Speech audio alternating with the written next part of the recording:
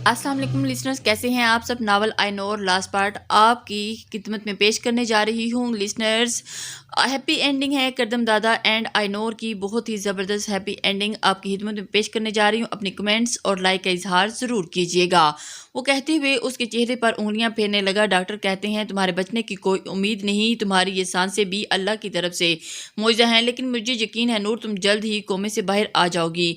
आइनोर का हाथ अपने हाथ में लिए वो उसके बेहोद वजूद को यकीन दिला रहा था। कैसी बेबसी थी, एक आंसू टूटकर उसकी आंख से बह गया था। जब तुम होश में आओगी ना तो हम बहुत दूर चले जाएंगे, जहां सिर्फ हम हो, कोई तीसरा ना हो। लेकिन इससे पहले मुझे पाशा और उसके किए का बदला लेना है। मैं जानता हूं तुम्हें ये अच्छा नहीं लगेगा, लेकिन मेरा हक बनता है कि उस पर मैं पाशा से बदला लूं। जिसने मेरी नूर को मुझसे दूर करना चाहा वह खड़ा हुआ और झुककर उसके माथे को चूम लिया। अभी चलता हूं ताकि तुम्हारे पास हमेशा के लिए आ सकूं। एक बार फिर झुककर उसके होंठों को छू लिया और फिर सीधा होता तेजी से अस्पताल के कमरे से बाहर निकल गया। वो खुद पर जब्त किए हुए था, ये बस वही जानता था। करदम कमरे से बाहर निकला तो चेहरे पर वापस रुमाल चढ़ा लिया। सामने ही बेंच पर आयमा बैठी थी। बेंच के साथ ही गफार और रहीम खड़े आपस में बातें कर रहे थे। इनसे जरा फासले पर जेब में हाथ डाले अदील दीवार के साथ टेक लगाए खड़ा था। करदम चलता हुआ उसके सामने आ गया। अदील ने नजर उठाकर उसे देखा, मगर इन नजरों में करदम के लिए नफरत नहीं थी जो पहले हुआ करती थी। इन आंखों में करदम के लिए हमदर्दी थी, क्योंकि आज उसकी बहन उसके पास नहीं थी तो करदम के पास तो कुछ भी नहीं था। वो तो बिल्कुल खाली हाथ रह गया था। करदम उसका कंधा थपका और आगे बढ़ गया। रहीम और गफार भी उसके पीछे अस्पताल से बाहर निकल आए, जहां जुम्मे का दिन था। हर घर में नमाज जुम्मा के लिए जल्दी मची हुई थी। वही करदम बगले पर सन्नाटा छाया हुआ था। उसे कराची से लाहौर वापस आए 2 घंटे गुजर चुके थे और उस वक्त अपने कमरे की खिड़की के सामने खड़ा था और उस दिन के मंजर को याद कर रहा था जब आइनोर का खून में लिपटा वजूद उसकी गोद में था। और उस दिन आइनोर को बेजान होते हुए वजूद को उठाकर सीधा अस्पताल पहुंचा। आइनोर की हालत देखकर डॉक्टर ने पहले नाउम्मीदी जाहिर की थी, ताहम डॉक्टर की कोशिश और अल्लाह की रहमत ने उसे मरने से तो नहीं दिया, मगर वो कोमे में चली गई। आइनोर की हिफाजत के लिए उसने हर जगह पे खबर फैला दी थी कि वो मर गई है। इसलिए करदम और रहीम के अलावा कोई नहीं जानता था कि आइनोर को कोमा में है। और रातों रात ही आइनोर को लाहौर से कराची ले जाया गया और अस्पताल पहुंचकर करदम ने रुखसार बेगम और अदील को खबर कर दी। ये खबर सुनते ही वो दोनों अस्पताल पहुंच गए थे। गफार और आयमा भी कराची में ही रह रहे थे, इसलिए करदम की एक कॉल पर ही वो दोनों भी अस्पताल चले गए। अच्छी तरह तसल्ली कर लेने के बाद इन सबको आइनोर की देखभाल के लिए छोड़कर वापस लाहौर आ गया था, ताकि आइनोर के मुजरिम और अपने बचे के कातलों को मौत के मुंह में उतार कर वापस नूर के पास चला जाए। करदम इन ही सोचों में गुम खड़ा था कि अचानक उसका मोबाइल बजा और उसके जेब में हाथ डालकर मोबाइल निकला। स्क्रीन पर जब जगमगाता पाशा का नाम उसके चेहरे पर फातिहाना मुस्कुराहट के आया। हेलो, तो तुम आहर, तुमने फ़ोन उठा ही लिया। करदम के हेलो करते ही पाशा की तंज भरी आवाज़ पैकर में उभरी, और हाँ, तुम्हारी कॉल धमकियों से भरे मैसेजेस मिले थे मुझे, लेकिन क्या है ना, तुमसे ज़्यादा ज़रूरी काम कर रहा था। आहर, सोनिया की मेहमान नवाजी भी तो करनी थी। करदम ने पाशा को भड़काने के लिए झूठ बोला, जो पाशा पर असर भी कर रहा था। वो एकदम धाड़ा था, अगर सोनिया को कुछ भी हुआ तो तेरी जान ले लूँगा। चलो ठीक है, देखते हैं आज कौन किसकी जान लेता है। जगह और वक़्त बताकर करदम ने कॉल काट दी। आज या तू नहीं या मैं नहीं। करदम सोचते हुए अलमारी की जानिब बढ़ा और अपना सफ़ेद शलवार कमीज निकालकर वाशरूम में चला गया।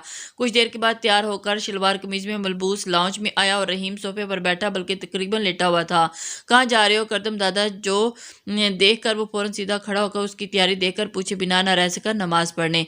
वो कहकर बिना उसकी तरफ देखे सीधा बाहर चला गया, जबकि रहीम सोफे पर बैठा बार बार अपने कानों में उंगलियां डालकर हिला रहा था। मेरे कान खराब तो नहीं हो गए? उसने वही सुना जो करदम ने कहा। आप यहाँ क्यों आ गई? मैं हूं ना यहाँ। अदील बेंच पर बैठा था, तभी रुखसार बेगम को अस्पताल में देखकर फौरन उसके सर पर जा पहुंचा।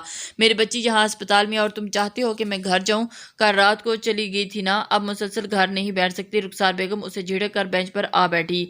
उसका दिल घर पर रुकने को तैयार ही नहीं था। हाला आदि ठीक कह रहा है, आपको आराम करना चाहिए, हम हैं ना इधर। आइनोर के कमरे के बाहर खड़े गफार ने भी इन्हें समझाना चाहा, मगर वो कुछ सुनने के लिए तैयार नहीं थी। नहीं, मेरा दिल बहुत घबरा रहा है, मैं यहीं रहूंगी अपनी नूर के पास। नमाज के बाद वो आकर सीधा पोर्च में अपनी मौजूद गाड़ी की जानिब बढ़ा। उसे गाड़ी में बैठते देखकर चौकीदार ने फौरन दरवाजा खोला और इधर छत पर खड़े रहीम ने उसे बाहर जेते उल्टे कदम दौड़ लगा दी और उसके पहुंचने से पहले ही करदम गाड़ी स्टार्ट करता तेजी से भाग गया। اف کردم دادا بنا ابھی نہ جانے اب کہاں چلے گئے۔ رحیم سر جھٹک کر واپس اندر جانب کی بڑھنے لگا، اچانک کسی کے خیال کے تحت رکا اور پھر خود بھی پورچ میں موجود دوسری گاڑی کی جانب تیزی سے بڑھ گیا۔ گھنٹوں کا سفر منٹوں میں طے کر کے اس نے گاڑی کو زیر تعمیر عمارت کے سامنے روکا۔ گاڑی سے نکلتا وہ سیدھا اندر ہی کی جانب بڑھا۔ جمعے کی دوپہر اور زیر تعمیر عمارت کے بعد جگہ خاموشی چھائی ہوئی تھی۔ وہ قدم قدم چلتا آگے بڑھ رہا تھا، اس کی خاموشی کے عالم میں بس اسی کے قدموں کی آواز سنائی دے رہی تھی۔ وہ سیڑھیاں چڑھتا اوپری منزل میں چلا گیا۔ کہاں ہو پاشا؟ لو میں آ گیا۔ پاشا کو پکارتے وہ چاروں طرف نظر دوڑا رہا تھا، مگر مانو یوں لگتا ہے نہ کوئی بندہ ہے نہ بندے کی ذات۔ کہاں ہو پاشا؟ اتنی جلدی بھی کیا ہے کردم دادا؟ پیچھے سے آتی آواز پاشا کی تھی اور کردم ایک دم پلٹا، سامنے ہی جیبوں میں ہاتھ ڈالے پاشا مسکرا رہا تھا اور سب کے پیچھے تمہارا ہاتھ تھا اور خود پر شک ہٹانے کے لیے تم نے جمشید کو میری نظروں میں مشکوک بنا دیا۔ صحیح کہا میں نے؟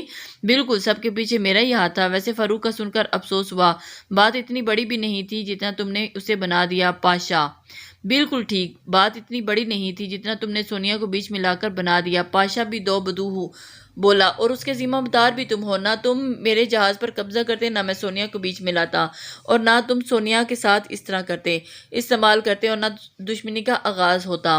کردم کی بات بیچ میں کرتا تیز سے بھرے لہجے میں بولا، میں تم سے یہاں فضول باتیں کرنے نہیں آیا۔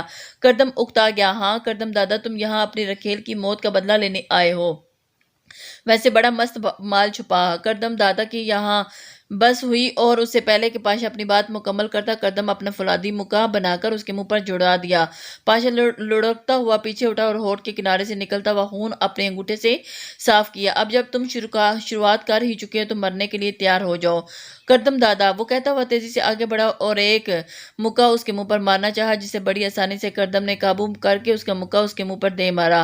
سب سے چھپا رکھا تھا میں نے اسے، وہ میری بیوی تھی، میرے بچے کی ماں تھی، اور تم نے اسے مار ڈالا۔ کردم بے قابو ہوتا اس پر گھونسا اور مکے برسا۔ پاشا ایک دم سنبھل کر اسے دھکا دیا اور کردم دو قدم پیچھے ہوا۔ تبھی پاشا دھاڑا اور ایک لات کردم کے پیٹ پر ماری۔ میں نے بھی سونیا کو جب سے چھپا رکھا تھا دادا، تم نے اسے ڈھونڈ کر اغوا کیا اور اس پر گولی چلائی۔ کردم کو گریبان سے پکڑ کر اس نے مکہ مارا اور اس کے چہرے پر مارنا چاہا، مگر کردم نے تیزی سے اپنا گریبان چھڑوا کر اس کے پیچھے جا لے کر موڑ دیا۔ پاشا بلبلا اٹھا، گولی چلائی تھی، اس کی عزت پر ہاتھ نہیں ڈالا تھا، پر تم نے میری عزت پر وار کیا ہے اور اب میں تیری جان پر وار کروں گا۔ کردم نے ہاتھ موڑے پاشا کے گلے میں ہاتھ ڈالا اور زور لگا کر اسے الٹا دیا اور پاشا منہ کے بل زمین پر جا گرا۔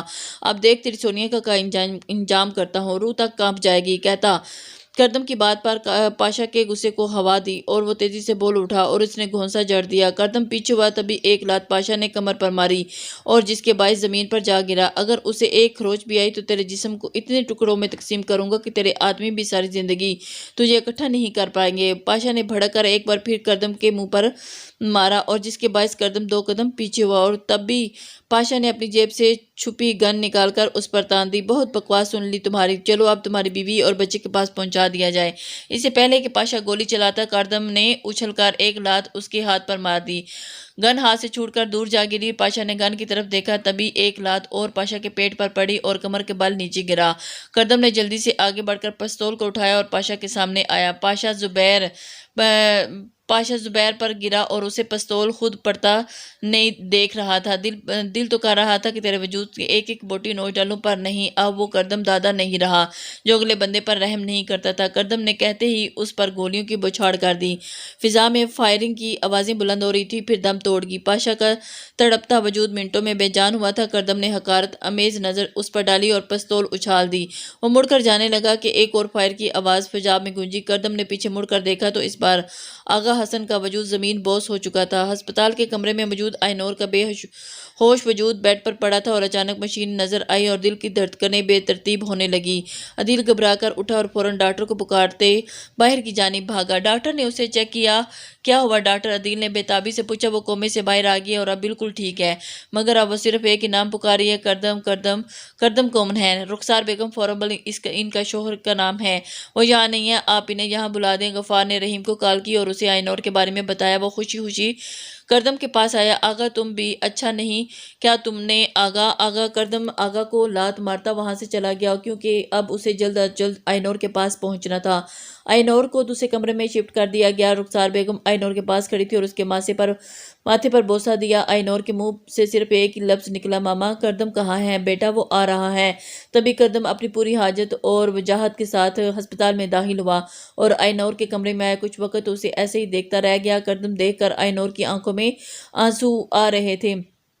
عدیل اور رخسار بیگم باہر جا چکے تھے۔ کمرے میں صرف اب اور کردم اور آئینور تھے۔ کردم نے اپنے دونوں ہاتھوں کے چہرے رکھا اور اس کے ماتھے پر بوسہ دیا۔ اب جلدی ٹھیک ہو جاؤ، گھر چلو، چل کے پوچھوں گا تم سے کتنا تڑپایا ہے تم نے مجھے، کتنا رلایا ہے تم نے مجھے 2 دن میں۔ کردم آئینور ہسپتال سے سیدھا اپنے فارم ہاؤس لے گیا کیونکہ وہ جانتا تھا کہ اس گھر میں سیما خالہ کے نہ ہونے کی وجہ سے آئینور خوش نہیں رہ پائے گی۔ کردم نے آئینور کی آنکھوں میں اپنے لیے محبت دیکھ لی تھی۔ کردم نے سارے کام چھوڑ دیے تھے، اب وہ ایک زندگی گزار رہا تھا اور آئینور کے ساتھ۔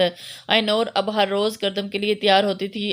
اس نے اپنا ہر کردم کو سونپ کر دیا تھا اور کردم اپنے اس کو ہونٹوں پر ہونٹ رکھ دیے تھے اور اب ایک نئی زندگی ان کی منتظر تھی۔ New novel next video please complete watch, please like share and comments. اللہ حافظ۔